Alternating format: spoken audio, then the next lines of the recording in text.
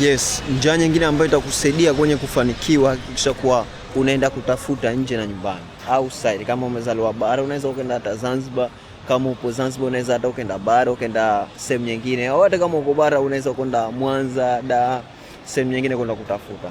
Kitu kimoja ambacho kinaweza kubadilisha maisha yako ni kwa ambacho hakiwezi kubadilisha maisha yako ni mindset yako ambayo inakufanya ujione kama kwenye sehemu yako ambayo umezaliwa, watu ambao wanakujua. Huwezi kufanya kazi ya utumwa cha mwanzo, huwezi hata kwenye sehemu ya kujichetua, kujitoa akili ili mambo yako yaende, hauwezi hata kwenda kusakata kibarua cha pesa kidogo nini na nini, hauwezi. Kwa kitu cha mwanzo hakikisha kuwa unaondoka sehemu ambao umezaliwa. Hii itakusaidia wewe kufanya kazi yoyote ambayo inaweza kukuingizia pesa.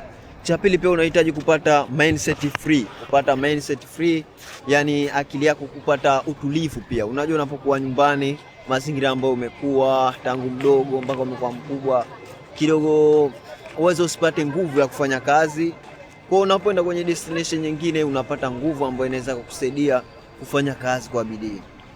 Alafu kitu kingine ambacho ukijua pia ukaenda sehemu nyingine ambayo tofauti na nyumbani, unaweza ukabana matumizi. Unajua kuwepo nyumbani mara kuna hichi, mara huyu. So hivi vinaweza vikakukosti kufanikiwa. So stay with me, usisahau kusubscribe my channel na kusupport my channel. Thank you.